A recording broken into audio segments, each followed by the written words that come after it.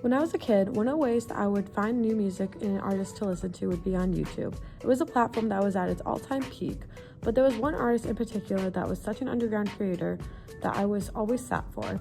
And even with the upcoming release of her third album this week and me reaching the age of 20 this year, she's always been someone I knew was going to be a huge influence in the music industry, and her name is Tate McRae.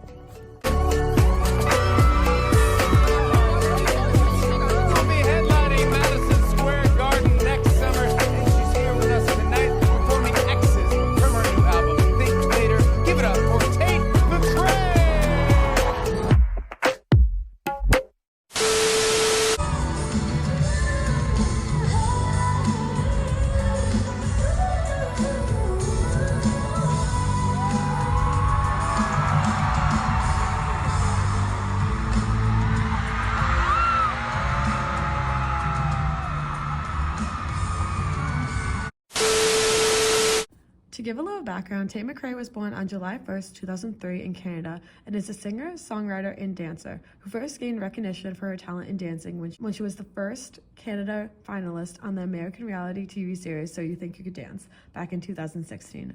She later started covering songs on a YouTube channel titled Create with Tate and later started writing her own songs. One of the most well-known songs during this time in her career, she got her signed to RCA Records, was One Day, a song that was written in her bedroom about a guy and a girl penning over each other.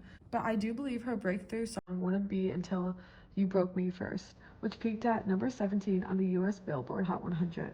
And even though it was a very successful hit, other songs that she released during that time did not gain that much attention as You Broke Me First did. Many people believe that COVID played a big role during this time in her career, which I do agree a bit with, but I also believe that she was finding herself as an artist and needed something that really stood out and represented her, not only as an artist, but as a brand as well. But there's nothing that could top You Broke Me First, right? Someone play Greedy. Greedy was released 3 years after You Broke Me First, and if you were not there on TikTok during the time Tate was teasing Greedy, I really don't think you understand how extremely popular Greedy was on that app.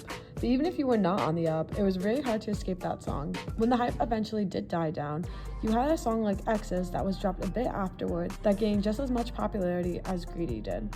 Especially with the music video that followed up, which took inspiration by Christina Aguilera's Dirty. Both songs were singles for her album titled Think Later, which hit number 4 on the US Billboard 200 chart and was her first top 10 album in the US. This brings us to the present. After 2 years, Tate is now set to release her new album titled So Close to What. And so far, all the singles she released, the ones for So Close to What has gained the most popularity, with songs like It's Okay I'm Okay being another TikTok hit and Sports Car recently gaining attention. As we see, Tate has all the qualifications becoming the next big pop star. Not only is she a good singer, but she also is a super talented dancer and has many massive hits up her sleeve. But one question I see all over the internet when researching for this video is, why isn't she as big as Sabrina Carpenter or Chaperone? When's her espresso moment? Wasn't Greedy her espresso moment? In my opinion, I think Greedy gained more popularity or just as much as Espresso did for Sabrina Carpenter, which shows she's not unknown. But because of these questions, I still think there's some issues with her brand that when they are fixed could easily make her one of the biggest pop stars of this generation. For starters, I think the most notable thing about Tate is that she does not have a solid brand. People can't identify Tate's brand. She has always had such a sporty vibe with her image, but it's not something that makes her stand out unlike the other artists like Sabrina Carpenter. Sticking with the sporty vibe could be fine. I just think it needs to be refitted a bit more. Even something as simple as finding a stamp hair color could do wonders for her branding, like how it has for Sabrina Carpenter and Ariana Grande. It makes them instantly recognizable. For Tate, her look does not make her stand out to the other artists. The second issue I noticed is her sound in Russian releases. Many songs that Tate has released feels more like a TikTok music with a catchy hook. It just feels like it does not tell a story and makes music that connect with more of the audiences.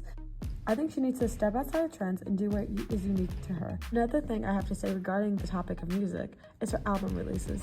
Many of these top pop stars like Taylor Swift and Lady Gaga, for example, gains anticipation for each of the album releases and lets the eras build up with time. Tate keeps rushing each release of her albums and does not let each era breathe. Coming out with a new change of style for each of the eras could do wonders with her branding. It can make the fan base more anticipated for what she has to release and what is different about this album compared to the last album and what she has to offer. In the end, artists like Sabrina Carpenter and Chaperone have been in the industry for years until they have found their spot and brand in the industry. Tate is still such a young artist who is pretty well known already, and in my opinion, is going to make such a big difference in the pop industry.